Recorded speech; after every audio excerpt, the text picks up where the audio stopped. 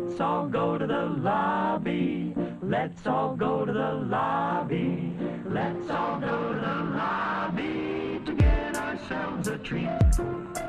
Let's all go to the lobby. Let's all go to the... Hello and welcome to Movies vs. Capitalism, an anti-capitalist movie podcast. I am Frank Capello. And I am Rivka Rivera. We're back after an unannounced break last week. We talked a little bit about it on our premium episode, but we had to take a week off because sadly my family had to put our cat down, our cat Milo. So it was just best for everyone's mental health and emotional well-being to just take last week's off. So I apologize to our listeners for the inconvenience, but if you're upset with me, then I don't know. Where's your heart? What's wrong with you? No one's upset. This is an anti-capitalist audience. They recognize that was a highly anti-capitalist act. Oh, sure. That's true. But it was. I'm not going to produce this week. Well, yeah, totally, though. But I just think it's never not wild to realize how quickly I am like, oh, I'll go to work like sick, like. You know, even though we went through, even after the pandemic, and there was kind of like talk of hopefully collectively changing those systems and maybe paid sick days and caring for each other. That's slowly gone away, and it's kind of gone back to the show must and will go on. We gotta go back to the office. We got all this office space that is just sitting around not doing anything. So I was being silly, but I actually do. I think it was for me it's always so wonderful be able to witness someone take care of their needs like that. And you were like, yeah, no, I'm not, we can't. And I'm like, of course. And I'm so grateful and fortunate that I am in a position where I could take that time off, because I know that there are a lot of people out there who just do not have the means to take the time for themselves when they need to. So I understand it's a very privileged position, and I am very grateful for it. But we are back, and this is kind of our time of year. This is Oscar season. It's award season, and the Oscar nominations came out, I think, a couple weeks ago at this point, but we wanted to talk about them really fast because we haven't had the chance to yet. I think the big annoying story that everyone was reading and talking about was the fact that Greta Gerwig and Margot Robbie were not nominated for the Barbie movie for director and lead actress, respectively.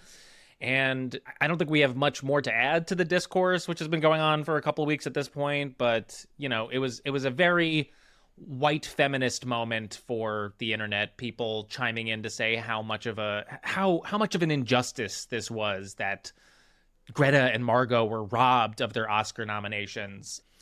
And people rightly pointed out, you know, hey, a lot of you who are saying stuff about this haven't said one word about the genocide that's been unfolding in Gaza over the last 4 months. So maybe this isn't the most important thing that we all need to talk about at this moment.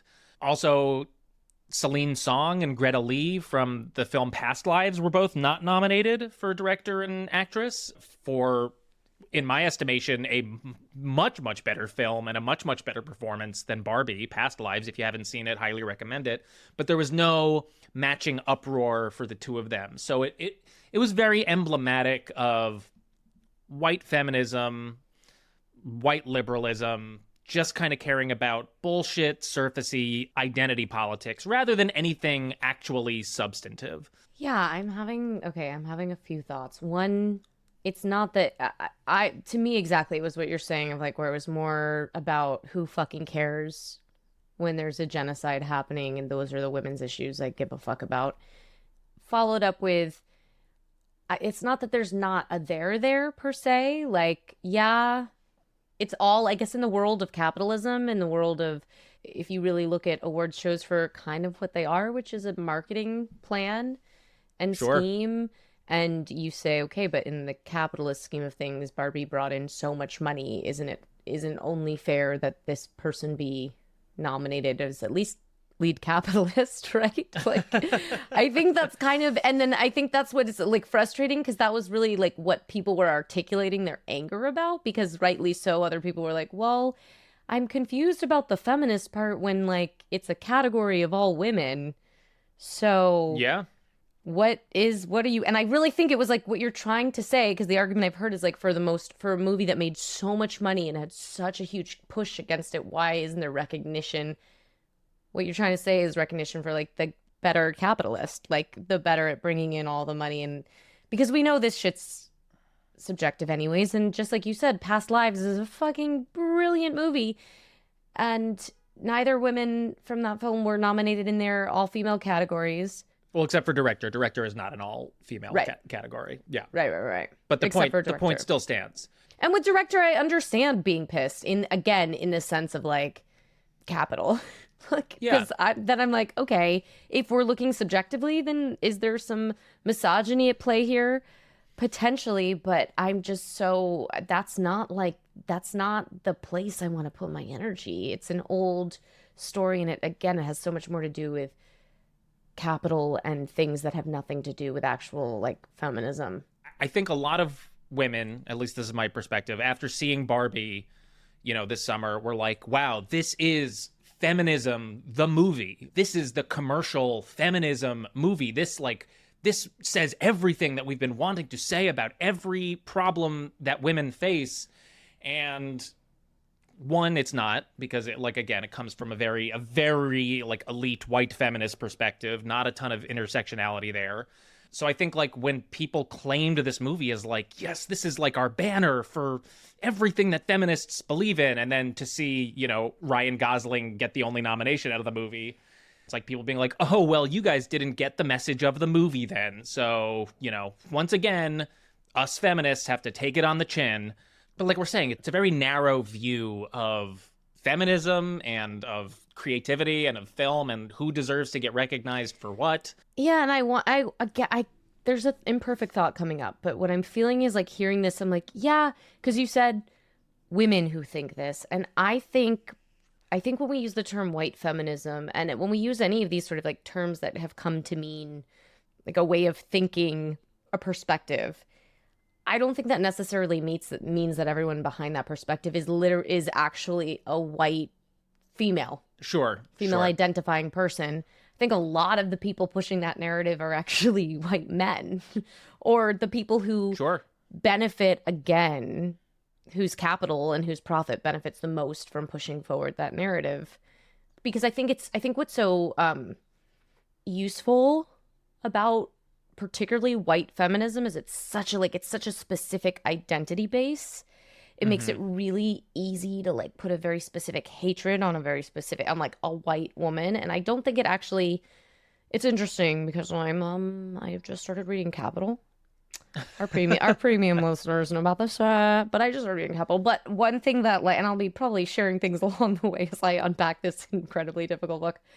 Marx does specify, like, I use these terms, bourgeoisie, capitalist, like I'm not talking about personalities or individual people. It's to use it's like an idea. It's like a populace within this system. Yeah, it's like a broad subset. Yeah, because I see more and more like it's really useful to the bigger system to have a white woman that's so easy to hate. And maybe it's because I'm working on a play currently about Amber Heard, and I'm just really I'm thinking a lot about that archetype. Okay.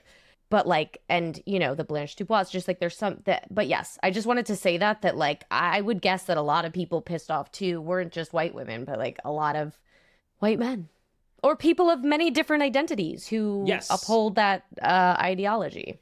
I'm glad you corrected me on that. I shouldn't have just said women, just people. But it's an easy, I didn't think you meant, but it's easy to. No, but I think clarifying those points is very important. This isn't just because of white women. This is because of white feminism, which is it's useful for capitalism. Like I think it's white feminism specifically, and upholding it is useful to upholding racial capitalism, to upholding systems as they are. Yes, upholding the systems that they are, and only addressing issues based on identity rather than using any sort of utility of like class analysis and understanding where like the class divides come and how that must be part of your critique. Otherwise you end up being Hillary Clinton, who just says, Greta, Margot, you are enough, whatever, right.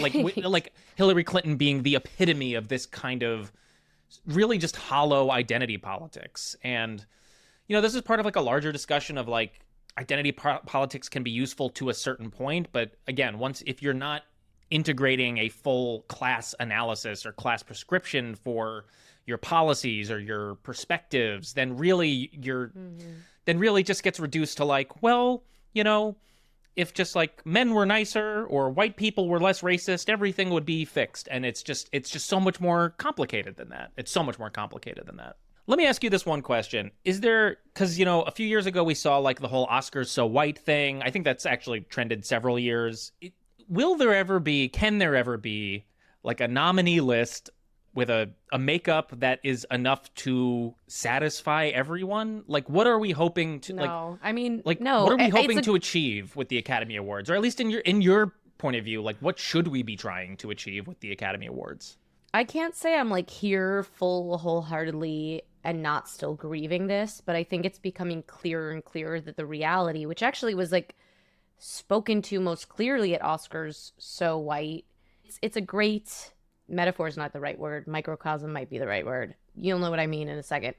It's a great, let's go with microcosm for like the capitalist system as is, right? You're not like, there is no changing it. There's no amount of like changing the course of nominees inside of it, because its whole purpose is capital. Like its whole purpose is marketing. Yeah. And profiting. Like that's the point of the award system. It's literal competition for the sake of saying this is the best and can make the most money and drive people to see the films.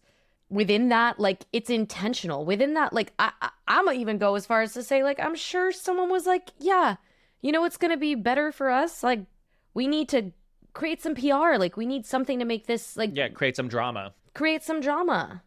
Let's not nominate Barbie. That'll really make it piss them off, and that'll get people talking about it, and... because it really is like the bad press is good. Like it does create the stir.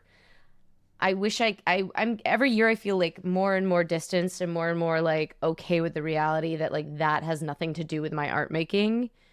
And it's not like I'm not human, and prestige isn't still, we're still all in the system trying to grapple with it. And there's obviously great things amidst all of that comes with it for visibility and for what it can do for individual artists' career. But in terms of a systemic change, it has nothing to do with individuals. And that's really hard when you are the individuals inside of it.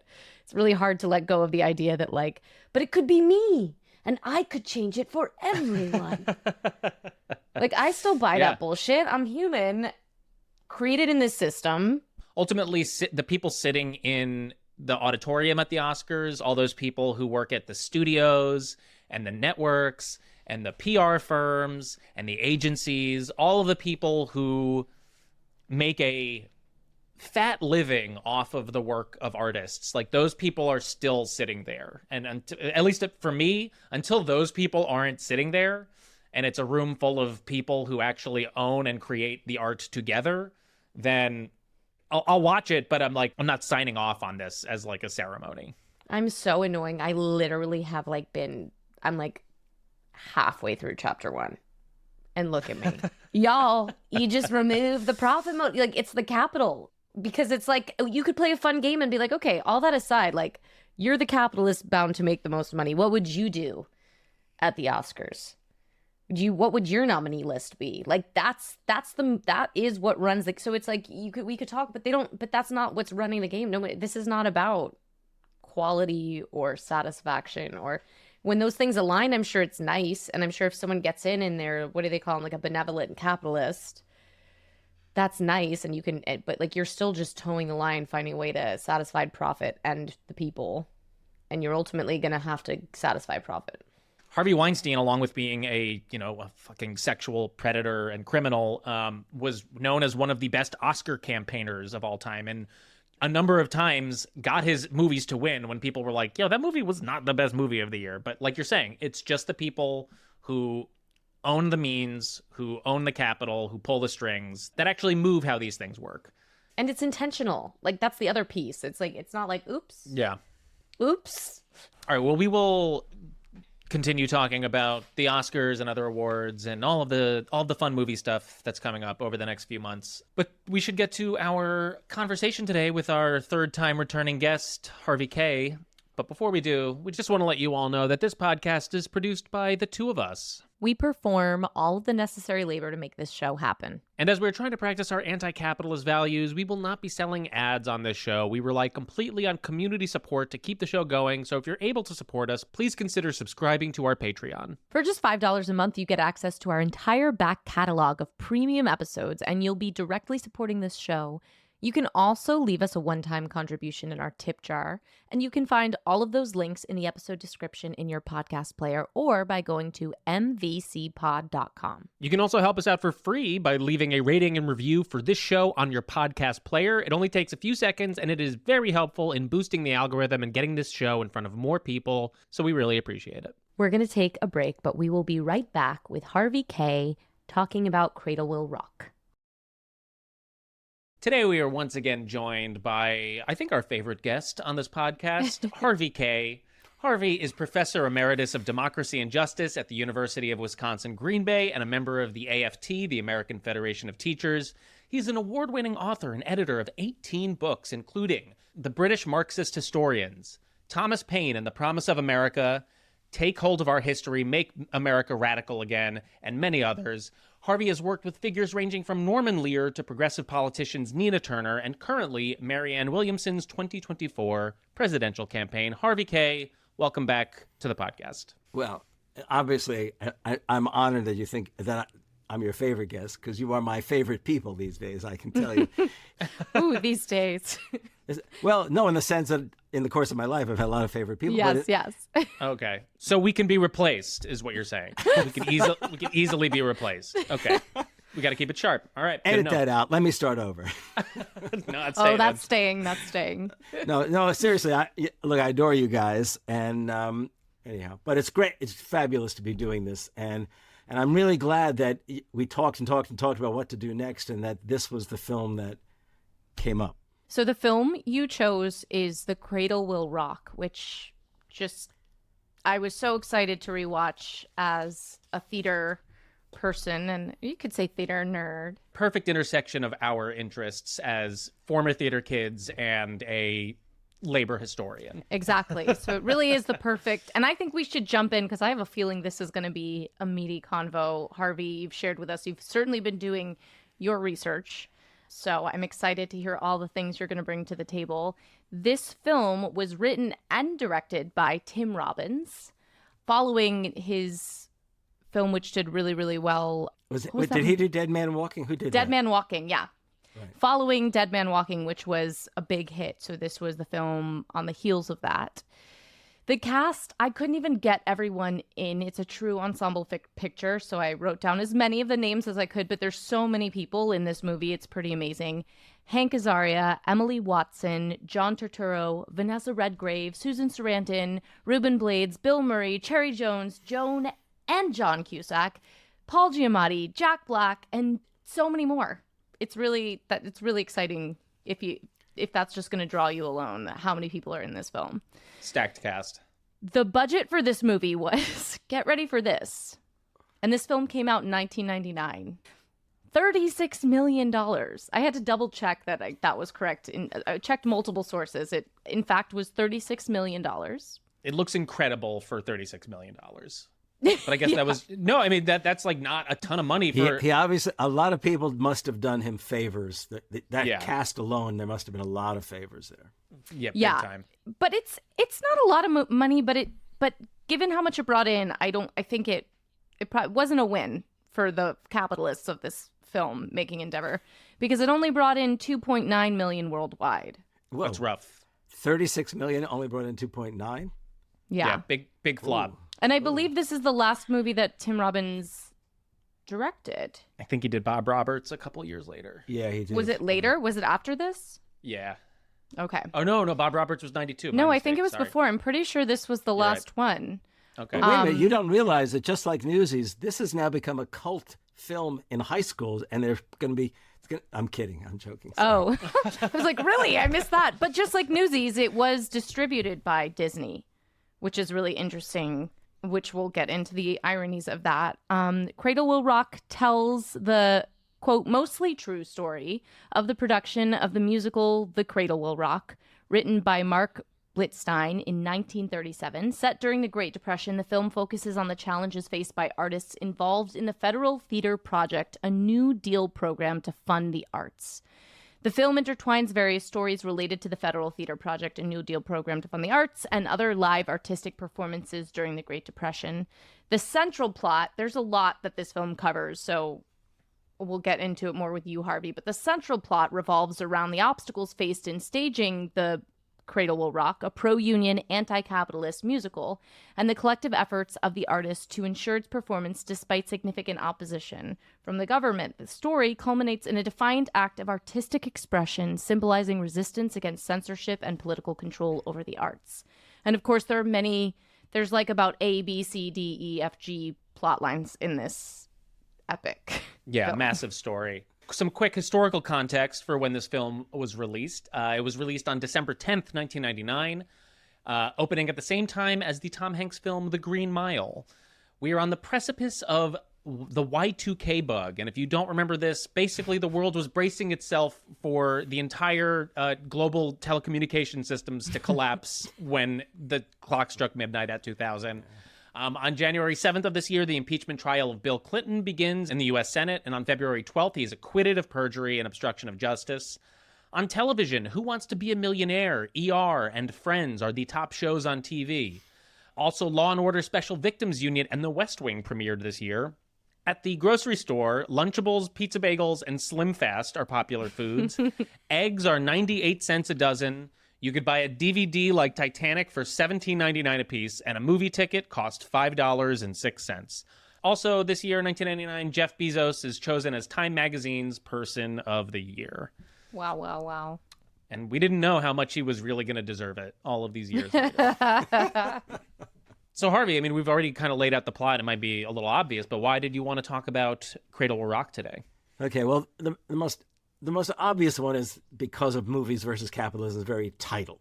Okay, sure. This is a film and about a play and the making of a play, which raises so many good questions about capitalism, about theater, about the arts, about the role of people in theater and the arts. I mean, I could go on and on and on, and then as well, because of my own particular interest, it's set in 1936-37, in the midst of the Great Depression, the era of the New Deal. When the film first came out, I hadn't yet moved into the book, The Fight for the Four Freedoms, FDR and the Greatest Generation. But it was already in my mind because of other things I was doing. So at the time, I immediately embraced the film, even before I saw it. I will tell everyone that. And I showed beforehand that I actually still have the New York Times articles about the release of the film and even the full-page ad. Maybe that's what cost so much money, right, in the New York Times. I also want to say, which is immodest of me, that I have met 3 of the folks involved in the film, one of whom I can say I'm friendly with, John Cusack. But also, serendipitously, in many ways, I didn't go seeking it out, nor did he come seeking out me, but Tim Robbins and I were on a panel together. And Susan Sarandon, who has been close to Marianne Williamson, she and I met at an event last year. So when I look back over the years and I think about these figures in there, it's kind of there's a sort of serendipity element there. There's so many reasons that I chose it, but and then it took a while though to choose it. That's a funny thing. It's always been there, but I didn't mention it to you. I don't think at the very beginning of our conversations, Frank, a year ago.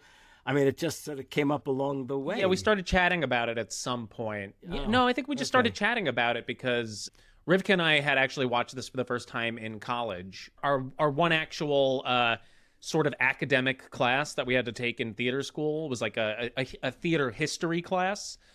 Good. And our professor, a great guy, Jay Ball, showed us this film, and he was like, "This is an extremely important film in understanding the history of theater and labor." And we were like, we're 19 years old, we're hungover, this movie is so boring. Well, in fact, you know what? And I think I texted you the other day and I said I actually had a certain sympathy for the two of you even now, because it is so fast paced that if you don't watch, I watched it 3 times in the past week. I watched it twice. Yeah. Oh, yeah. It's so full of stuff. Right? It's actually as if you're on a stage with them and they're going through this quickly produced Well, it's really play. interesting because I think that's one of the things I love about it, and one of the things I think didn't help the film. Like if miniseries were as big as they are now, this would be such an incredible miniseries because there is so much packed in here. Oh, I mean the main plot, which kind of slightly fails to be the main plot because there's so much happening, which I didn't mind. I just did have to watch more than once, which is fine by me. But I do think it doesn't allow you to the actors to fully get into, like, there's just so much more I want to know about these characters. And I think a better medium would be a miniseries because we have the plot A being about the actual making of this musical, The Cradle Will Rock, which is such an unbelievable storyline.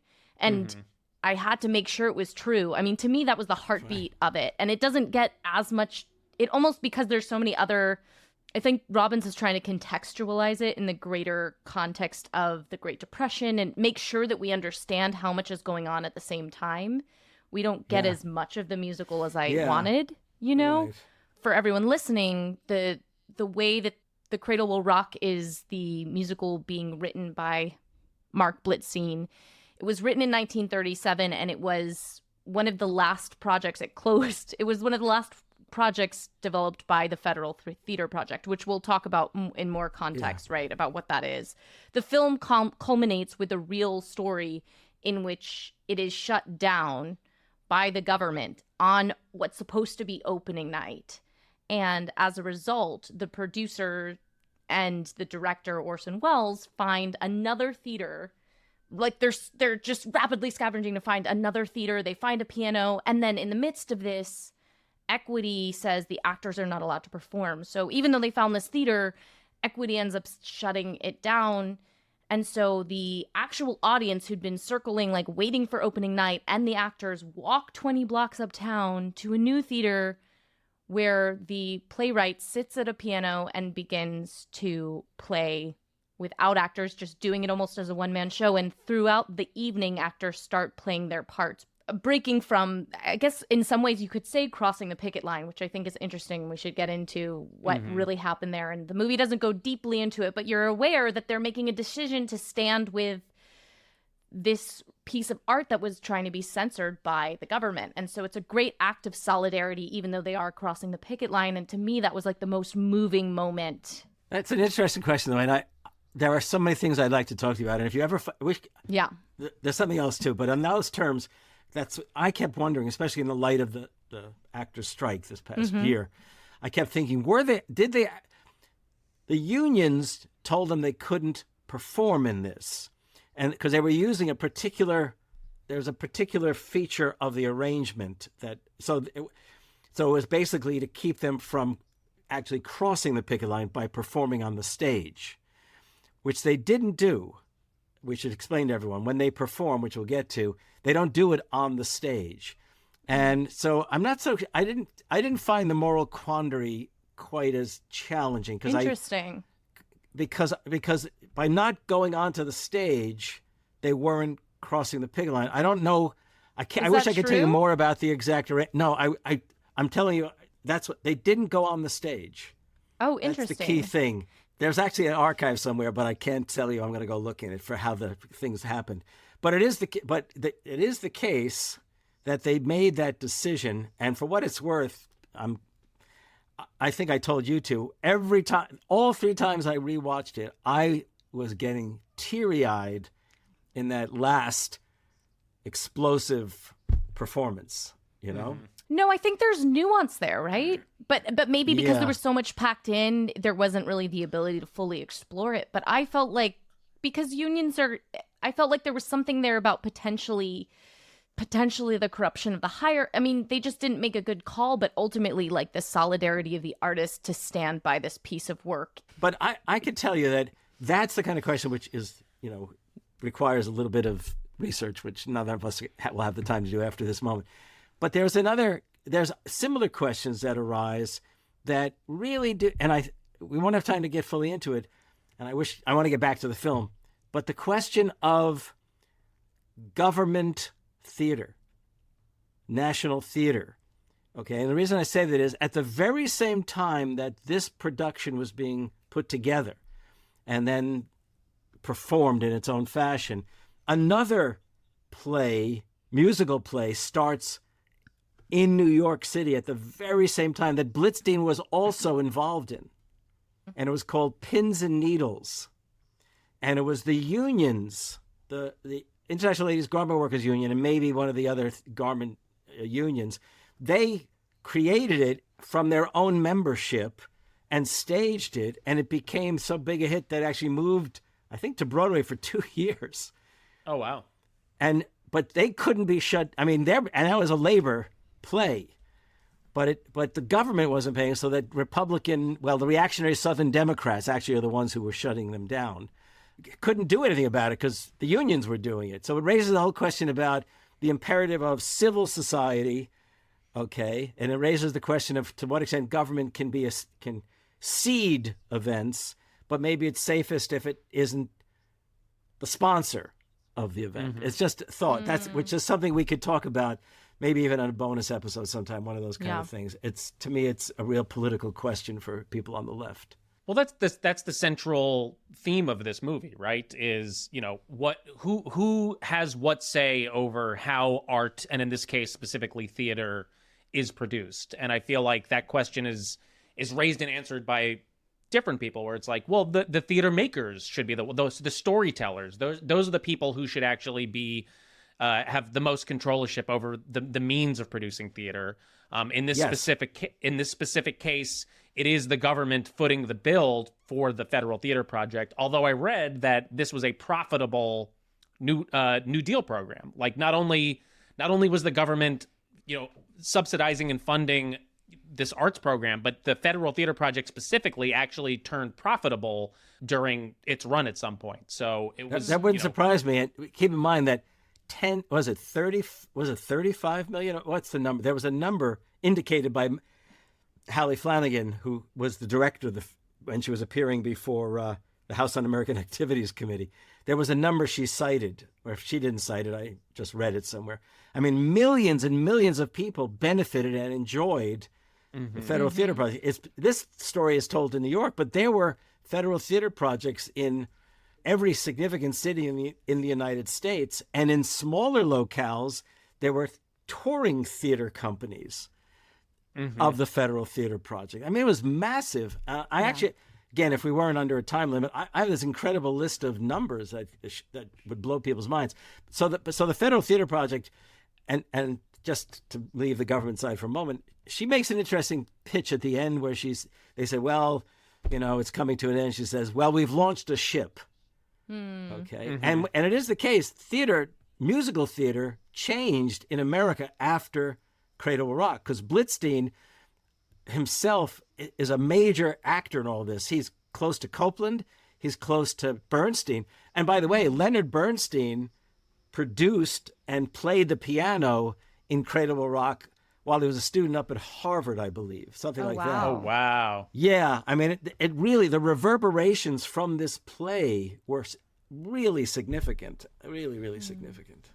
And the reverberations for all of this affordable theater, like, that was produced not only with the intention of employing people, but of keeping people entertained, and not in like a distraction way, but like in creating culture for the masses that was affordable, that was accessible. At one point during the film, and I'm assuming this is a real stat, they say Hallie Flanagan, who's played so wonderfully by Cherry Jones, who runs the Federal Theater Project, she gets called to Congress to, testify before the DIES committee before it became the House Un-American Activities Committee. Right. And they ask her, they say, so 25 million people have seen Federal Theater Project works, and so at that time that's 25% of the country, which is astounding to think that a government-run arts program could have that much reach at that time. Yeah, and underneath the umbrella of the Federal Theater Project, they had the Circus Project, the Vaudeville Project, the Dance Project, the Classics Project. They had the Black Theater Company up in Harlem that Orson Welles himself was one of the directors of.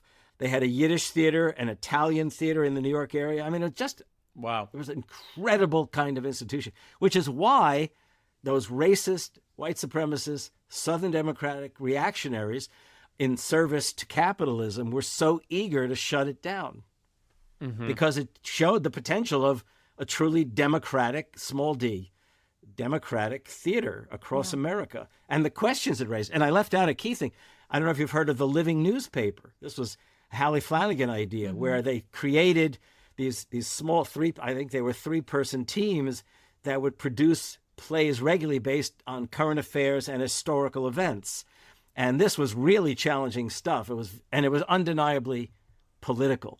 But as somebody said, well, look, the capitalists can spend as much money as they want on propaganda. Why shouldn't the citizenry get to counter it? I'm just still astounded by how many people it touched and how clearly there was a real danger for the capitalist class. And it's, I think, why we feel so passionate about the power of art and the power of live theater, and why it is been so tightly maintained by a capitalist class since then.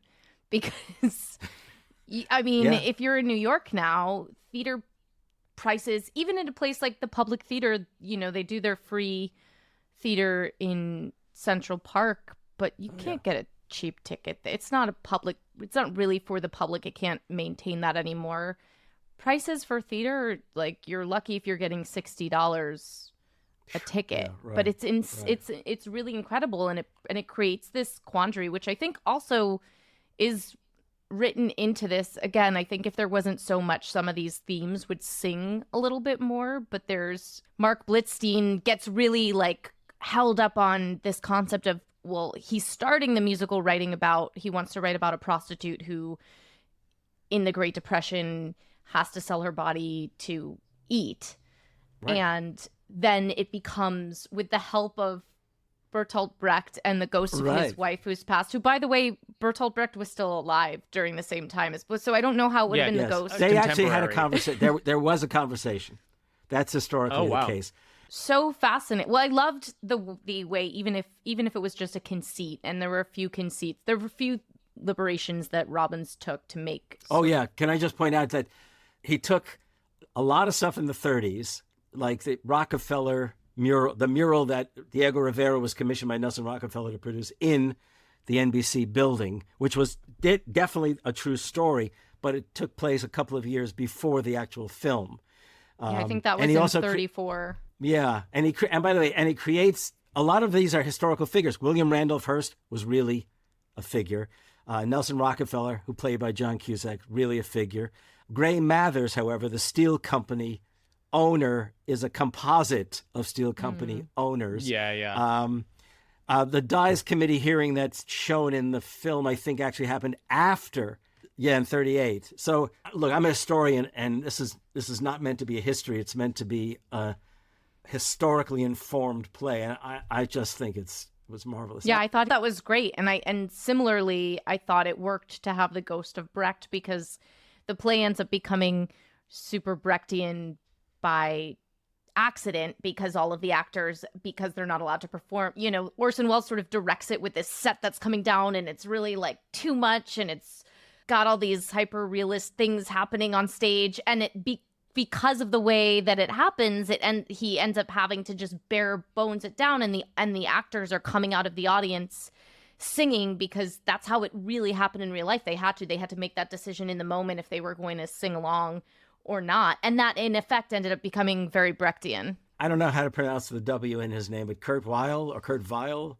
I think Kurt he's Weill, another major influence. And I love that. I loved how I thought Robbins given how much she's trying to get in, I thought he got that storyline in there really beautifully. But I think the original point I was making was the theme of everyone being that he starts writing this play about just this prostitute, and Brecht sort of edges him on to think about, like, who else is a whore, and who are the other whores, and he sort of like is seeing what's happening around him with the labor strikes and the role of artists in the theater. And so he also has this conversation with Orson Welles where he's like, but I really want to know that you understand that, like, what happens when the artist whores themselves out, and who are you paying, and who are you working for? And I think that's an interesting question. And he turns it into it's actually a play about the prostitution that capitalism compels. So, for example, let's take him up. Diego Rivera, commissioned by Nelson Rockefeller, to produce this mural. Now, most of us will immediately say, oh, Diego Rivera, and the mural is great. And by the way, it's later reproduced in the Palace of Bellas Artes in Mexico City, even though it's destroyed in New York. There was a photograph that they used to reproduce it in Mexico City. But the thing is that we should explain who this woman is after I mention her name, Margarita Sarfati, who was famous for being Mussolini's girlfriend. She was a Jewish fascist. But keep in mind, Italian fascism was not specifically anti-Semitic. It becomes anti-Semitic because Hitler basically tells Mussolini, you're going to do what the things that are demanded of you by the Reich.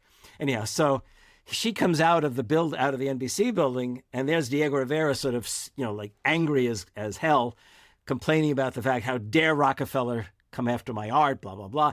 He accuses her, Sarfati, right, of being Sarfati, yeah. A prostitute. Did he use the word prostitute in that moment? I think there's when he calls her a Jewish fascist. Jewish fascist. And she says back to him. She says basically, well, you're the toy or the puppet or the whore of Rockefeller for accepting the money. Yeah, and you're a wealthy communist too. I think that's it. A wealthy you're communist. A wealthy communist, right. But there's a lot of conversation exactly between them of like, well, okay. Yeah, but for those listeners who are appreciative of Frida Kahlo, she's in it as well.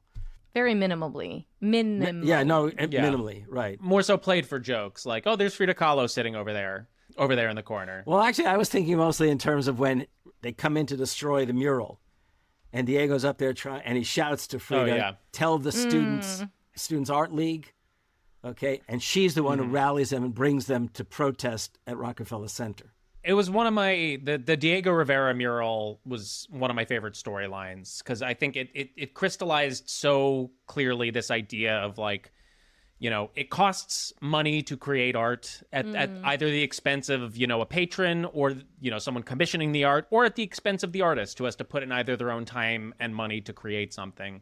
And it raises the question of, who gets creative control in a situation like this, especially this one where Diego Rivera was under the impression that he would have full artistic liberty. I think had even had let the Rockefellers know that there was going to be, I'm going to include your capitalists, but I'm also going to include some people on the other side. We're showing the totality of humanity here. And the sticking point is that he paints Vladimir Lenin prominently into the mural, and they're like, well, we're not putting this up in our lobby. This is coming down, and they end up destroying it. You did notice, of course, when they're destroying the mural, that Marx is in there. I noticed. Yeah, Marx is also Yeah. in there as well. Okay. Yeah. But I think it's so interesting because this question is raised, by Nelson Rockefeller, and then also by the federal government, and then also by the other rich art patron characters that we're introduced to, which is, if we're fronting the bill, you can only include the messaging, the ideology, the themes, the people that we are comfortable with, the ones that we are comfortable with, and just so happens that most of the people who get that sort of control are aligned with capital already. So it's just like it's showing the way that these pro-business, anti-communist ideas are proliferated, not only from the government but also like from wealthy private citizens. Oh, and yeah, just like, right. And it's just like it's so. I thought it's so strong, and like if you've never engaged with that, if you've never like really engaged with some sort of like critical theory, critical thinking of the way that like historiography gets played out, and like and who tells the stories and who has control, it really makes you think for the first time, like, oh, that's right. It just takes a few people either with money or with power to say like, hey, don't put that in there, and instead put this in there. And then that becomes the narrative that ends up reaching, millions and millions of people. It's pretty astounding. Harvey is holding up a book. Oh, this is one of your books. Why do ruling classes fear history? Ooh. Okay. I'll get you guys. I'll try to find a copy for each of you. Okay. So we can buy it. We want you to get those royalties. Can I give you an example of the kinds of things? I am going to give you an example. I'm not going to ask you permission. I'm going to give you an example of how there's a historical reference that could get by people. FDR in the 1930s called the capitalists economic royalists to compare their obstruction of American democracy to the royalists at the time of the American Revolution. Now remember, when Rockefeller and Gray Mathers, the steel mogul, and William Randolph Hearst, who, by the way, was originally a populist and a progressive, but became a fascist in the 30s. Strange. When they are at the party, remember at the end they're sitting around a table at a party, and they're dressed as royalists. They're dressed as 18th century royalists. That's Robin sticking in that reference of FDR to economic royalists. Now, also notice they're having a conversation, and they're talking about what are they going to do about art, the people in the arts. What are we going to do about art? And Rockefeller, and amongst them, they decide abstraction. They will push abstraction, which, by the way, is exactly what happened after the war. You probably know that, okay? Oh, I didn't know that. That makes sense, though. Rothko and Company, so to speak, okay? Oh, and also, what's his name? Who's the guy, the dripping? Quick. Pollock, who was in the 30s, I believe, in the WPA. He was in the WPA. Later, his work is all abstraction by drippings. So that's Robbins and these guys commenting on what happened to the arts, number one. No. So he married a girlfriend who was this art. She was like an art advisor, art collector. And they were introduced by Kissinger, by the way. It was Kissinger introduced. Very cool. The point is that he dies. He apparently was out one night. He died. What's the word they use in course? In flagrante? There's some word they use in courtrooms. He dies basically screwing somebody that night. Rigor mortis? No, he dies having sex with someone. Is my understanding. I didn't know that had a scientific term. Sorry, you're all young. I shouldn't corrupt your minds like this. If there's a technical term, I want to learn it. Is what I'm saying. I think it's in flagrante. Check out the term en flagrante. It will forever be en flagrante to me, Harvey. Well, and if the Rockefeller family wants to sue me for this, they won't get very much. The point I'm making is they build into this film so many things that if you're not paying attention, really paying attention, you miss all these great references. I can't help but imagine Tim Robbins was laughing when he had Cusack, or maybe Cusack himself just threw the word nudes in when they talk about art, because he's playing Rockefeller. So it's just great. You're right, Harvey. It's in flagrante delicto, which is defined as in the very act of wrongdoing, especially in an act of sexual misconduct. It's often used in the courtroom, I think, or something like that, to refer to the specific. The one line from that scene, which I thought reinforces what we're talking about, is I think it's William Randolph Hearst says, "We create the next generation of art because we pay for it." And which is, I think, another stark, very real reminder. And Rivka, it's kind of what you're talking about with modern Broadway theater, the stuff that gets produced is the stuff that is the safest, is the stuff that usually does not challenge the status quo. It is the stuff that has the most potential commercial viability. And we see that translated into the way that, I think there's probably more jukebox musicals on Broadway right now than there are original musicals, because it's, it's like, oh, well, maybe no one will see this original show, but they'll come buy a show based on the Britney Spears music. And this is true for It's true for Hollywood too. It's true for all of the bigger facilities of production that create art in large scale ways. So like Broadway, Hollywood. It's like so much of what we are given is just what are the people with the money willing to pay for, and what are they willing to get behind? The Margarita Sarfati character, the Jewish fascist, who's not an invention. She was a real person. She's over in this story. So she's over the United States selling Italian artworks, classic artworks, to these kinds of men, the steel capitalist and Hearst. And I will tell you that William Randolph Hearst probably was taking money, besides the money he might have been paying for artwork, was probably taking money because he was running columns by Il Duce. He was running columns by Mussolini in his newspaper, authored, basically it was Sarfati who was the one who was writing them, and they were putting Mussolini's name on it. They had broken off their sexual relationship, the fascist woman and Mussolini, but they remained friendly, and she worked for him for the rest of those years. Yeah, I thought her character as well, and the character that Vanessa Redgrave plays so wonderfully, the Mather Steele, the wife. Yeah, that's a fictional character. Yeah, but she was great. And that's fictional, but I think they almost to me played very various personality versions of the same idea, which again is how people can be obsessed with art that they just so politically don't agree with, or just is so, it's a weird thing, right? And but the steel capitalist wife, played by Vanessa Redgrave, the Countess Lagrange, she was on the left. Politically, she was on the left. She was rich. She was more sympathetic to... Sympathetic. Hell, she was the one who went out and got the piano when they needed it. I mean, keep in mind, for her, she did it as if it was a lark, so much of it. That's what I'm saying. I think that she played the role of the capitalist class playing cosplay. But if it really came down to, I mean, she didn't do anything of she was like having fun playing poor, but ultimately she's not leaving her husband. Ultimately, she knew of his dealings with Mussolini, but it was very, and you could see the gender politics between them as well. But like ultimately, she didn't seem to really make that connection between this play that she loved and loved seeing the artists and oh, it's so fun. But like it was like a fan fiction-y kind of experience. Which Yeah, I think I agree with you. I agree. Do you know what I with mean? you, And but... I think that's important because there's so many, particularly now, of the capitalist class that want the cultural points, that produce the plays, that do these things, but they're not going to make a play. They might produce a play with deep politics like The Cradle Will Rock, but they're going to charge $250 a ticket. No one who needs to hear that message is going to hear it. And there's something interesting about doing, because I've seen like some plays are made with really important politics and really good work.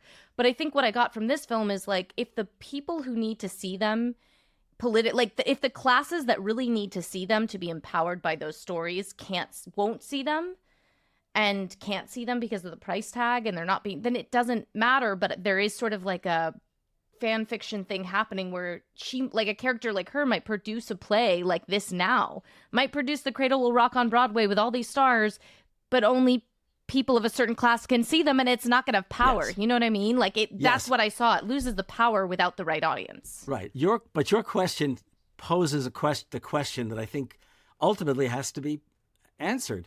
If we're going to possibly make more of this labor resurgence, then labor unions are going to have to get back into the role of sponsoring theater. I mean, there's so much that, look, right now, I'm exceedingly pleased by the fact that UAW, the Teamsters, that they've won strikes, that despite our reservations, Rivka, that actors and writers have won their strikes. Yeah. But to me, if that makes people's lives better, great. But it's not going to change America unless these unions take hold of some kind of vision for America. Okay, when you think about writers and actors, they're the ones who can help do that, but it's going to have to be the industrial unions, the service unions, and all these other unions are going to have to get into sorry, I know I'm going a bit off from this play, but that's what I was that's what I was talking about earlier on. It has to be those kinds of folks.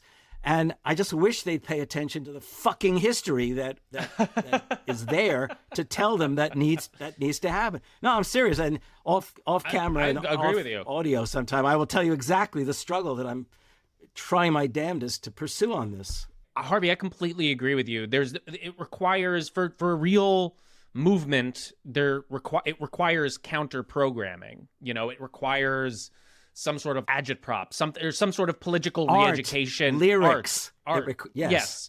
But on all fronts, it needs art, but it also needs news publications and own journalists. It's media from top to bottom, and it's like this amazing dynamic that we see played out over and over again, where the capitalist class gets to have all of the media on its side, and then as soon as like someone with like a more leftist, communist, socialist idea comes in, everyone's like, well, no. You're not allowed to say those things publicly because that's anti-American, that's too radical, that's whatever. But you're right, like, how are these ideas supposed to get out if we're not allowed to talk about them? If like, in situations like this, being censored by the people who have power. I do want to jump in and this was on my mind as I was watching this film, because there has been some action and there's definitely a large conversation, because theater is not in a good place at all, about how there can be some sort of government funding. I know that people talk all the time about we need one of these New Deal type programs again. Yeah. some sort of federal theater project to be revived. And last September, I don't know where it's at right now, but last September, the Stage Act is a bill that was proposed that would provide $500 million in grant assistance annually to nonprofit regional theaters for 5 years, or roughly 20% of the eligible organization's collective budgets. And that would be following the Save Our Stages Act, which provided $16 billion to live performance arts venues when they were shut out during the COVID-19 pandemic. And I remember, I was granted one of these. There was a influx of money suddenly right after the pandemic, and it was so, even on a small level, like you could see the impact of just all of these artists around New York City were given grants of $5,000-$10,000 to just suddenly all this new work was being made, and you couldn't charge for it. So there was that piece also of like, there wasn't a ticket price. It was just about getting grants, sharing work. And I mean, it was so impactful on so many levels of just, there's so much competition when there's only one mic, but suddenly you're being given mics all around to all different kinds of artists. It's like, I don't really care if your play's bad or good. Like, you have a mic, use it, and maybe I'll come, maybe I won't, you know? So that was really impactful. And the bill is part of this professional nonprofit theater coalition, which is a group of artists and managing directors from over 140 theaters across the 50 states. And it was created by the former Oregon Shakespeare Festival artistic director, Nataki Garrett. And so, yeah, these things are happening, but I think you're totally right, Harvey, is like the history is there. And hopefully, I mean, I think a lot of, particularly in the theater, I think a lot of theater makers look to the Federal Theater Project as something that was incredible. And similarly, there by the way, it was called Federal One. There was the Theater Project, the Arts Project, the Writers Project, and the Music Project. And last year as well, at least during the initial 2021 dollars that were flowing to, in light of the pandemic, there was a plan to also recreate the Writers Project. These projects were phenomenal. We didn't even talk about all the actors and directors who came out of that. Right. They range from like Burt Lancaster to Studs Terkel. I mean, incredible figures that came out of it. One thing I wanted to mention, which I love that this film did, because it didn't have to include it, but it depicted how American capitalists collaborated with fascists. And which I thought was just like a great little, because like there's a version of this where he doesn't include that stuff. So basically we're following all these different groups of characters. One group are, the rich American capitalists made up of Nelson Rockefeller, Gray Mathers, and Hearst. And Susan Sarandon's character is working, either with or adjacent to Mussolini, but she's basically brokering steel deals. Like, Gray Mathers says, like, we're gonna provide all of the steel for Italy, for your trucks. Yeah, and I think they mentioned how Hearst had been running these like glowing profiles of Mussolini in his papers. And this is in the year following Mussolini's invasion and conquest of Ethiopia. And when we're introduced to them, they're at like the Ritz flippantly discussing, these labor riots and these steel strikes and, there's black people doing Shakespeare now. Can you even imagine? And he didn't need to go that hard on them, but he did. And I always love it. He's just like, look, these are just rich, racist assholes. And in that vein, remember he comes to pick up the Countess's wife from the theater to go to the party, whatever it is. And all the actors and audience from, the closed version, the closed Cradle Will Rock, are marching up to the other theater, the Venice Theater. Mm-hmm. And he sees them marching and he goes, oh my God, it's the revolution. Yes. That's true. Yes. He says, it's the revolution, right? But you see, and what's good about that is that's the big fear, okay? That's the big fear. The revolution. That was really good. Also, Hearst, I just have to call back to, is a prominent character in Newsies. Yes. That was one of the things I bit my tongue before we got off onto that. Right. That's right. So we have that overlap, which is interesting because, again, another Disney film. And Disney is certainly not a socialist endeavor. So it's fascinating. Right. Yeah. Really. Absolutely. Really is. I mean, it's kind of, maybe they produced this so they can say, look, we produced this leftist stuff too. Well, if we're going to get into conspiracy theories, like why, I wonder why it didn't do so well. Like we had our theories about why Newsies maybe wasn't marketed so well and didn't do so well. Like maybe there's something here about buying these stories and then putting money into them and making sure that they I actually have theories aren't about seen. that. I have sort of off the wall theories. Well, one is, okay, so the original play was The Cradle Will Rock. The movie was Cradle Will Rock.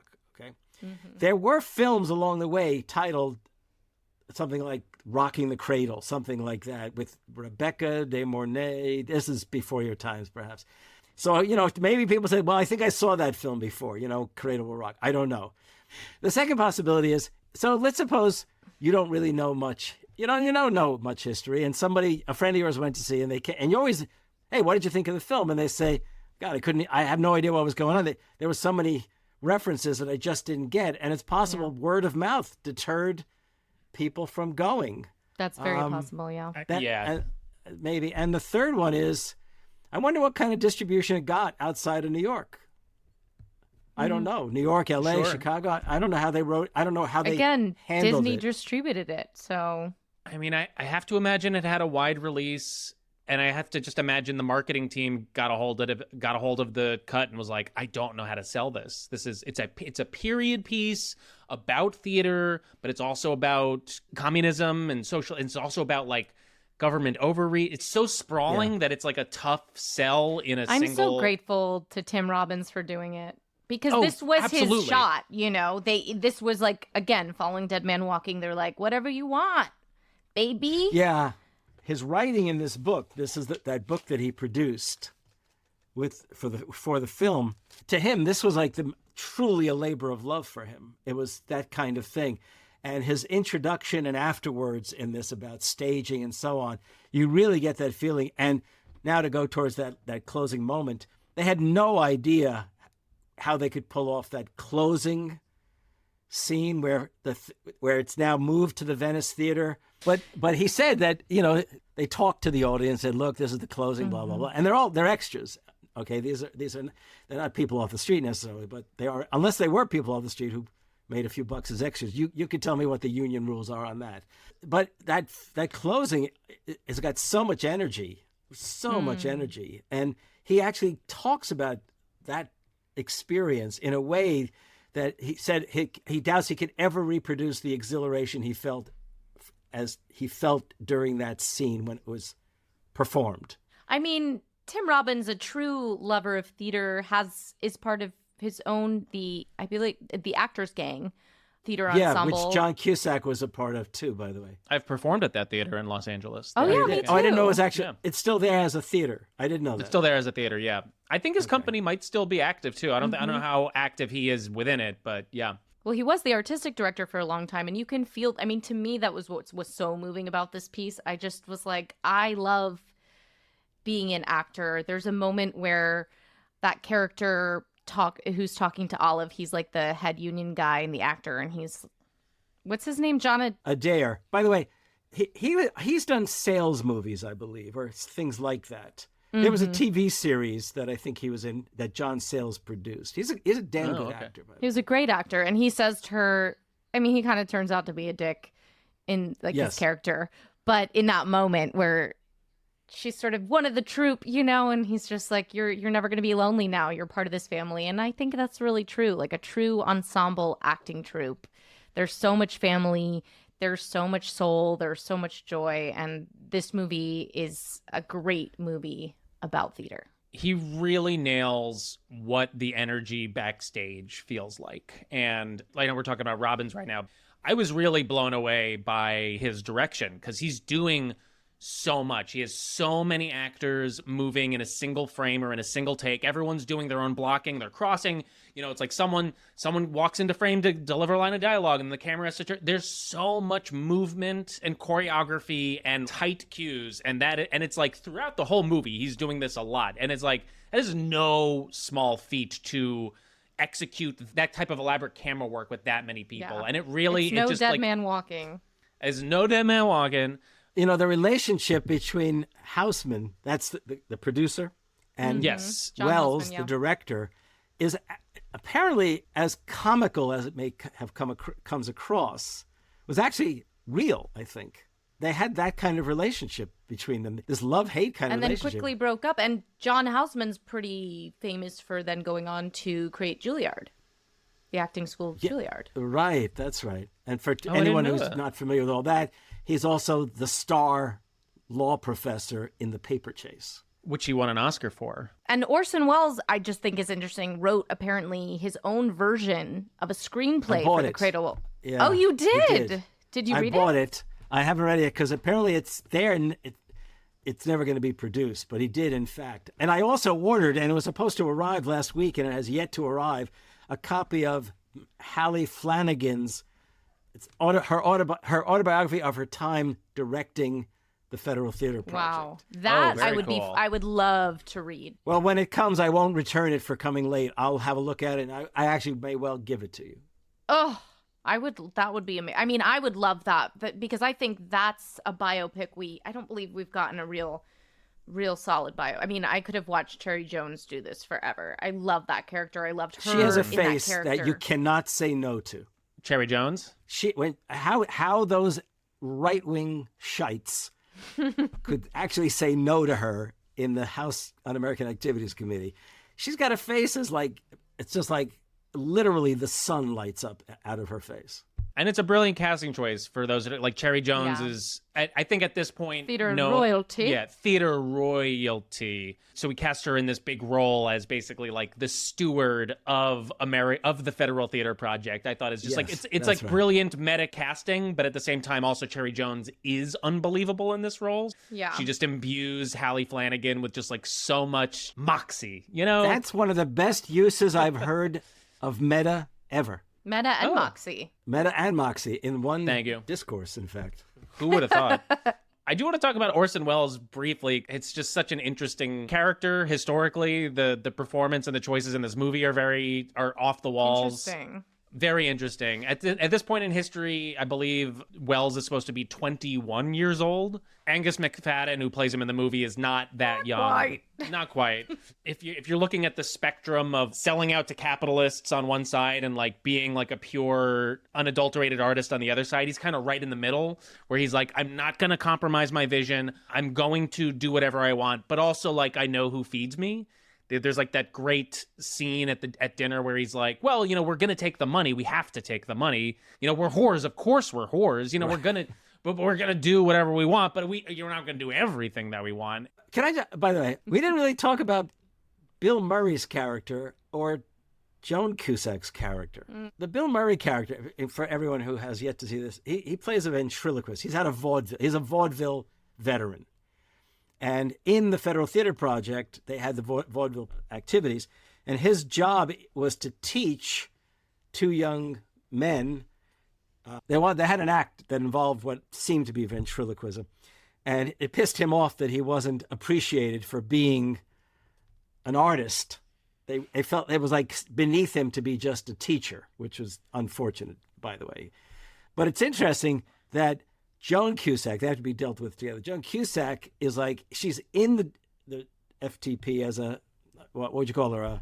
A clerk? A clerk, sort of. In the Federal Theater Project? Yeah, she's like helping with paperwork and putting people to work. She works at like the front desk. And she's keeping notes and organized. She wants to go to the Dies Committee to talk about how communists have taken over the Federal Theater Project. Mm-hmm. And she does. She's marvelous at that. She really can. So good. Just really marvelous. And then she organizes a little group of them, and the ventriloquist, Bill Murray, comes to that. That's his name, Crickshank or something like that? Tommy Crickshaw. Yeah, right. And he comes, and of course, he wants to bed her, which is one of the reasons he's there. But to jump ahead, he eventually goes out on stage at the Vaudeville Theater with his puppet. And this is a moment where he's obviously reached his limit with all of this politics around him and the ill treatment he feels he's receiving. And he's also been drinking too much. And he's incapable of suppressing himself. So he speaks his deepest consciousness through, in quotes, the dummy. And the dummy at that point is the red. He's the communist. And he's challenging Bill Murray's character, the guy who's giving him the voice, and I thought that actually was physically performed beautifully, however they did it. Amazing. He did very, yeah. And what's interesting is, for a brief moment, I thought that the dummy was revealing the ventriloquist's original politics. Yes. Did you think that? I thought so. Right? Like, because as if the dummy said, what's happened to you? Yeah, I thought that was the and point. He called him comrade. Yeah. And he says, should we go back to the old act at one point, he says, right before they go on. So yeah, that was right before he does that. Oh yeah, I thought that was one of the best scenes in the film, because that was one of the most nuanced. I'd say it doesn't bother me, but a lot of this was because it is very historical, very educational. I think there was a deep intention to get the history across because it's important, but a lot of the scenes, because there's so many of them, I think are pretty on the nose. And this one I thought had a lot of complexity because of that, He walks off the stage, leaves the dummy upright, and then the dummy falls. Mm-hmm. And of course, the two young men one of whom is Jack Black, who's being educated by Bill Murray's character, they pick him up, and eventually they put him in a coffin, and they stage a funeral procession for the Federal Theater Project, which, by the way, that's both true and untrue. So, number one, they had dates up. Federal Theater Project, 1934 to 1937. No, it's not true. It's 1935 to 1939, okay? Mm-hmm. But there was one of the Federal Theater Project's plays, Pinocchio. And when that came to a close, they used Pinocchio in a coffin and staged that kind of march. I'd like to tell Tim that I really admire not just his manipulation of the past, but that he even knew these things. I mean, he obviously read Hallie Flanagan's autobiography that I want to read. So clearly did his research. I'm glad you told that story, Harvey, because I read that in my research. Oh, when the Federal Theater Project was finally closed during a production of Pinocchio, they did this fake funeral processional. Right. I think the Bill Murray character is so interesting because it also represents, to me at least, like the death of old forms of art, and in this case forms of theater, and specifically vaudeville. This is as vaudeville is waning and not becoming as popular of a theater form. And it's sort of like these new political tendencies getting intermixed with his feelings of like obsolescence. Like, I'm no longer wanted. I'm no longer needed. What I do is no longer appreciated. And there's all these new young people coming in. And he's sort of like, it feels like a conflation. Sure, I'm sure a lot of the younger theater makers at that time had more leftist views, socialist views, collectivist views. So you have this old, stodgy vaudeville ventriloquist. What he says at one point, vaudeville will be around longer than you and your communists are. Commies aren't funny. Commies aren't funny. Commies aren't funny. Reds aren't funny. Reds aren't funny. Not only that, he's adamant about that.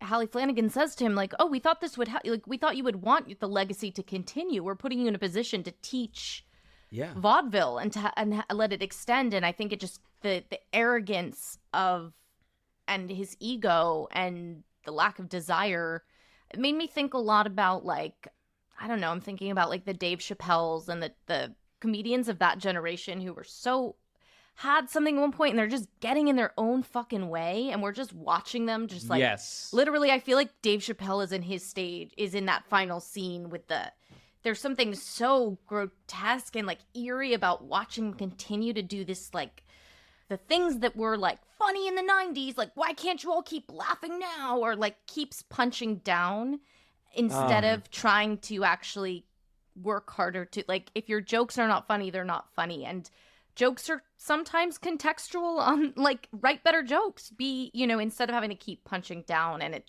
there's something about that moment of Bill Murray with that ventriloquist speaking that inner monologue, like, that just a sadness there that just made me think about so many of those comics on stage right now. And then it leads to the brilliant final shot, which is this funeral procession for this dummy in the 30s, and then it pans over to modern Times Square of 1999. Love it. Showing you basically how the death of American theater, or certain forms of theater, or certain ways that theater is produced, ends up giving way to this like highly commercialized, flashy, only in it for the money and profit version of modern American of Times Square, which is just like, we all know what Times Square looks like. It's a fucking nightmare. And that is, but that is, it's still the place where Broadway and New York theater is centralized. And it's like, what is it saying to us that like the place that we associate this grand art is also the place we associate that Disney owns most of? That's true. Now it's so weird. There's some elite capture weirdness there. Yeah. This is back before. Again, sorry, I sound like I'm this truly old man talking to little kids, but way back there was. Do you know the show Gypsy? Of course. Yeah, that's one absolutely. of my faves. Okay. Do you remember that was really about burlesque replacing vaudeville? Mm-hmm. Mm-hmm. And by the way, as a sad note, my university chancellor and administration is looking to cut the theater major. Oh God! Oh sorry my God, that's They're awful. not going to cut the theater faculty. They'll just be part of a larger humanities program. But there would not be a theater major for students. And that's another part and theme of this movie. When there's public disinvestment from the arts, not only the people who work in the arts, but just so many generations of young people are completely robbed of like some sort of creative education or just like getting access to creative expression. And I don't have anything in front of me now, but I've read so many statistics in my life that's like, oh, it's proven scientifically that if children have access to music, to art, to theater, to blah, blah, blah, to whatever, then they end up developing into more... better brains. Better brains. Better brains. Yeah. Better brains. And how vital this is. And better hearts. More than brains, better hearts. I think it's the empathy machine, which it's really terrifying to see that go away, because that's really, I mean, who needs AI when you have humans void of empathy? Like, we don't need to fear AI, you know? Should we move on to our awards? Okay, well, let me, then, in which case, let me start off by asking you, so, Rivka and Frank, who had the best politics? Oh, this is straight. I mean, I think I'm going to give best politics to, it's hard. It's between Hallie but my heart is saying just to give it to Mark Blitzstein. Oh, that's yes. I think Mark Blitzstein, I mean, Hallie's obvious. I love her. Best politics, amazing. But in terms of the heart of this movie and the message in this movie and the political development, maybe, I'm going to give it to Mark, because the power of the arts and the storytelling, it's Hallie, but I'm going to give it to Mark. And for the record, everyone, those are two real historical characters who've now received this award. But Frank, what do you think? I agree with Rivka. I think it's between the two of them.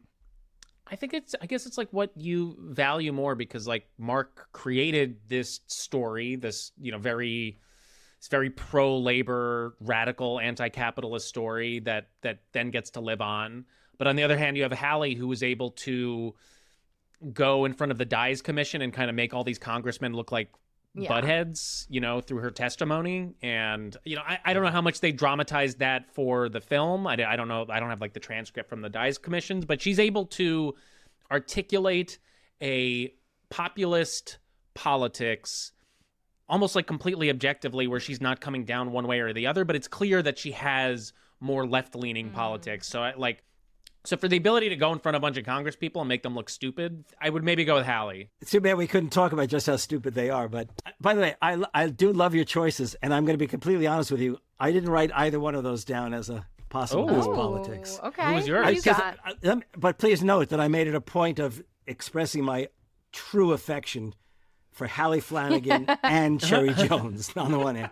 And also Mark Blitzstein. I also would say I was a co-founder of the Wisconsin Labor History Society, which is still very active, and it's mostly a labor organization, not an academic thing. And we actually underwrote the staging of a labor play based on Blitzstein's music. Oh, wow. This goes back about, it might be 25 years, something like that. Hell yeah. Okay, so having said that, first I'm going to offer you my silly version of the best politics. Okay. The Dummy. Is you sure? I Okay. love that. The Dummy has great politics. The one admitted communist in the whole thing? Yeah, absolutely. Yes, and by now I'm going to give you my honest answer that I have actually written down, so I'd have evidence. And Frank, you sort of introduced my answer. The character John Turturro plays, Aldo Silvano. Oh, yeah. He's a union member. He also plays the union leader in the play that's being moved about and almost crushed. But it's important. He's an Italian American whose family has all emigrated basically from Italy. But he goes to a birthday party, so the whole family is gathered, and his family's there too. And is that his brother or his cousin? His brother has got the kids singing a fascist song at the party, and he's outraged, and he's willing even to leave the apartment that they live in, that his parents are helping him afford, and move to what would you call it, a transient hotel. And I mean, it's, to me, his politics are the best, and he's the guy who at the end, of course, is, they're waiting. How many of them will actually stand up and do their part from the audience, from the seats? And he is the one who drives home the whole play at that moment to me. So that's to me the best politics. But I don't disagree with either of you, and it was a really tough choice. Well, I think, again, this is why this film had to, even though it may have suffered a little from having so much stuffed in, the politics of the film would have suffered if it just focused on one storyline, because it's seeing them all together that paints the picture of a true movement, that you see the role that everybody plays. It couldn't just be Hallie Flanagan. It couldn't just be the playwright. It couldn't just be the union worker. It's everybody's stories moving together all at once is how a revolution is built. And you have to be able to tell all those stories all together. And I just gotta say that scene of John Turturro's Italian family asking him why he doesn't have more jobs, that was really that was traumatic for me to watch that. I did. So many what, Frank? Why don't you just go apply for a job? I don't understand. Just go apply for the job. Why don't you just go get a better one if you don't have a good job right now? He's lazy. Yeah, he's lazy. And then we have to be like, that's not how auditions work. That's not how auditions work. Like, please leave me alone. I have to tell you, Frank, although I didn't think of it for that reason, in that scene, I was thinking of you. Because how I often try to cast you guys when I'm watching these things, and I saw you in his role, by the way. So, thanks, Harvey. Okay, so now we turn to the darker side of the equation, the worst politics. I'll go first on this one because we didn't really talk about her character a ton, but Joan Cusack is Hazel Huffman, who works for the Federal Theater Project but is trying to sabotage the Federal Theater Project because she says that it's filled with communists and anti-American, all of this, all of the bullshit. And she actually goes in front of the Dies Commission and testifies that these are un-American communists that have infiltrated the theater project and the government is paying for this and how terrible it is. Because she's the one that other than the rich capitalists or the congressman, that's actually she's a regular person putting her politics into action for the worst reasons. And even in the movie, it's pretty, after she testifies, there's a great scene where she comes back to the office and every one of her coworkers turns their back on her. That's what you get for not standing in solidarity. Yeah, I think that's a great choice. I mean, I really do, which should also indicate that she was not my first choice. But you can't get any worse politics than that as one of the workers who was herself dependent on it. And by the way, by all accounts that I've read, because I've not seen the actual transcripts, the statements given to the Dies Committee were not unlike just that kind of thing, okay? They were not looking for real evidence. They were looking for just ammunition to spew to the press, I think. So yeah, I mean, she certainly was atrocious and most hateable on the surface, I think, just because it was so annoying. But I would say Mathers. I think the steel-owning capitalist who makes deals with Mussolini is pretty shitty. Yeah. And on top of it, he treats his wife like shit, too.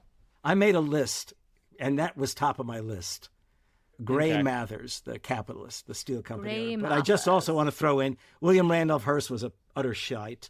Martin dies. Yeah. Dies as far as, I'm glad he's gone. But Susan Sarandon's character was utterly despicable because she, utterly despicable. And that one moment where we're supposed to believe that she actually has a heart when they're out of the room and she's looking at the artworks that she's selling to Mathers. And she says, she sort of, it's a lament that she's having to sell these works to these capitalists who don't truly appreciate them. But at that moment, all she's doing is trying to sort of put a little Band-Aid on the crap that the cuts that she's made in her soul. So, yeah. And Rockefeller, not great. And Rockefeller, great. Awful. But what's funny there is Cusack plays him in a kind of, you can see the look in Cusack's eye that it's hard to hate Rockefeller. It's like he really wanted to be the nice guy at the outset, and he ends up. So sorry, I'm not defending Cusack. Rockefeller's not as vile at that moment as these characters, to my mind, and destroying the art. Well, yeah. I think one of my favorite moments when Rivera was taking Rockefeller through the mural, and he's like, "Oh, what's this?" And he's like, "What do you think it is?" He's like, "Oh, like elites at a party." And he's like, "Yes, you got it." He's like, "Yes, I got it." He's like, "And is that above their heads?" He's like, "Oh, that's a syphilis cell." And he's like, "So are you saying that all like specific elites have syphilis?" And he's like, "Well, you don't have syphilis, do you?" And he's like, "Oh, no. Yeah, you're right. I take back what I said. And it's this one syphilis cell that's hangs like in the intercuts between the play happening and the mural being destroyed. Yeah, that's right. It stays there, right, maniacally, which I loved. There's also the smart thing that Robbins does with the Nelson Rockefeller character and the Contessa Lagrange character, which is demonstrating how these rich people who are interested in the arts usually have the worst taste in the arts.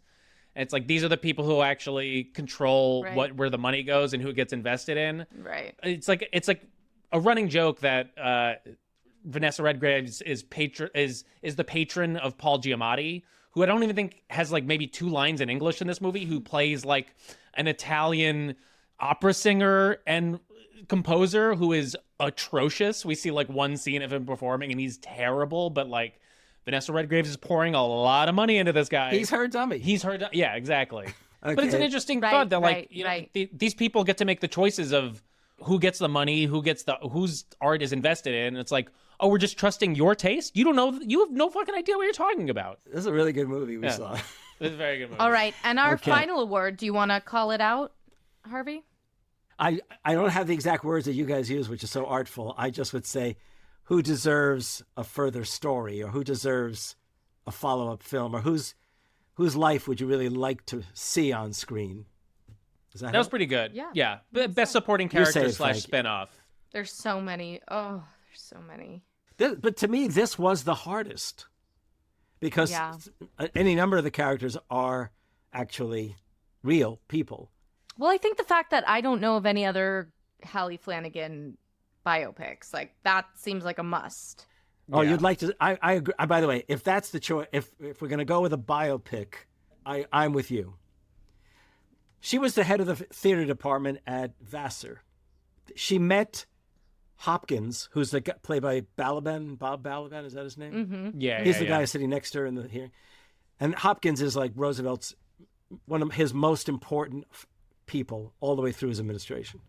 So anyhow, they were friends at Grinnell College as undergraduates.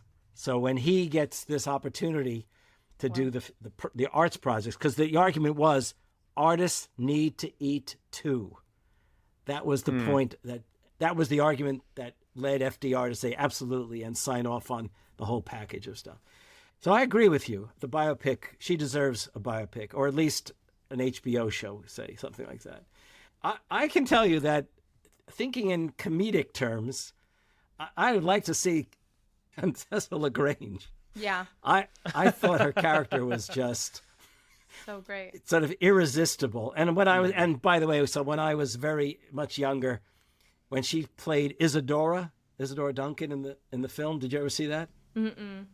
Oh God, yeah, that was phenomenal. But I would love to. I didn't know that was a movie. I got a crush on her after that, and so I have this thing. Vanessa Redgrave as the Contessa would be kind of fun to.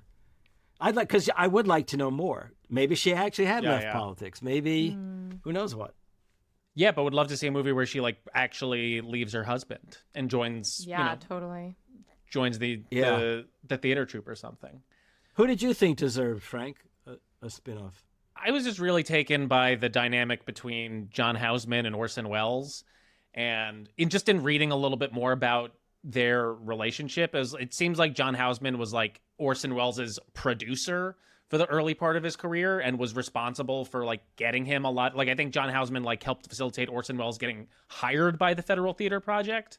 Yeah. So I would like to see like I was much more interested in John Houseman. I was like, who is this guy who is like the dude behind Orson Welles, like this famous megalomaniac? Who is this like quiet little guy behind him? I was really interested in that. So I would watch a movie about John Houseman's life and career. Find someone from Juilliard that can give you the a really good movie. It would be fun. It would be fun if they had the courage to do it. It may be on HBO kind of thing.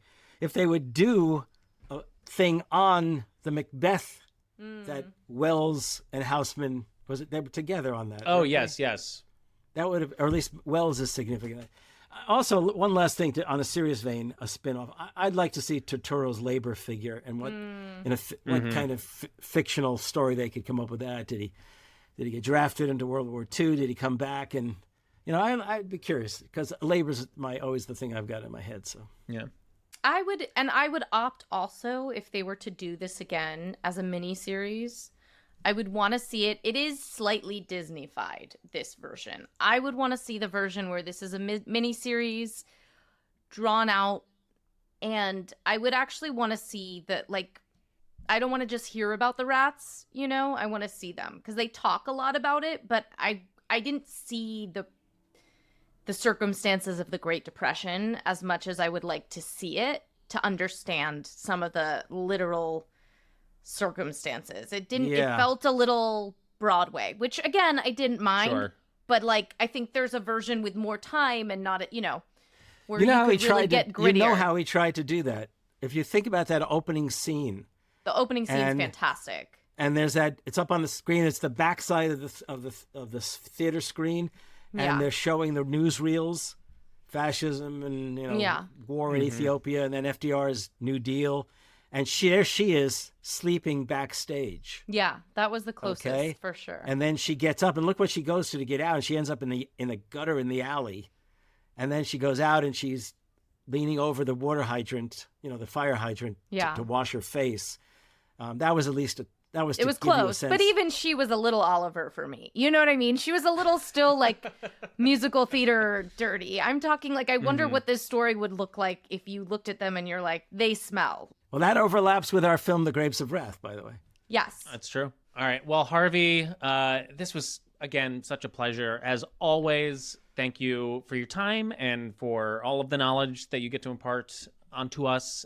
Before we run, the last thing we like to do is ask our guests what they do to live their values in their everyday lives. And I know you've answered this question a couple times, but do you have anything new to add? Let me just say that I'm spending so much time trying to get people, it's moving, but not at the pace I'd like, get people to actually start embracing the idea that FDR proposed in 1944 of an economic Bill of Rights that survived through the 50s, through the 60s. Good political people like A. Philip Randolph, Martin Luther King Jr., Bernie Sanders, and others, and Marianne Williamson, which is the reason I've been her advisor, embraced. And I'm trying now to do my damnedest to get... I wouldn't kill, I don't want to talk like that, but I would do any number of tricks to get Sean Fain at the UAW to read the pieces and the stuff, the videos we've created around that, and to have the UAW lead the charge in labor promoting the Economic Bill of Rights. Since back in 1944, when FDR proposed it, it was labor that picked it up and promoted it heavily. And now we don't have a president who'll do it. Why doesn't labor take the lead in promoting it? So I've been working hard on doing that stuff. That's amazing. You're amazing. Well, thanks. So you guys are amazing. Absolutely amazing. Let me make that clear. Don't cut out what I just said. I will not cut. I would never dare to cut out someone complimenting us. I was going to say, is there any resource that we can point people to if they want to learn more about the 21st Century Economic Bill of Rights? Two things. First, I recommend if they go on YouTube and type in Harvey Kaye Gravel Institute. Okay, I did with the Gravel Institute a video of FDR's Economic Bill of Rights speech, and then I talk about its significance and what it would mean for us today if we could harness that. Otherwise, there's a piece I wrote, basically, I think the only way to save democracy right now, and I don't mean to sound as apocalyptic as that just sounded, or maybe I do mean to sound it, is if we can get the Economic Bill of Rights embraced by labor and let labor push the Democrats, or at least the best of the Democrats, to embrace it. Otherwise, honestly, I don't know, there will be no turnaround in this ridiculous and tragic and piece of shit circumstances we find ourselves in. Sorry, but let's end on a high note. The high note is, if anyone has films that they want to recommend to me that I should propose, I'm on Twitter at Harvey J. Kaye.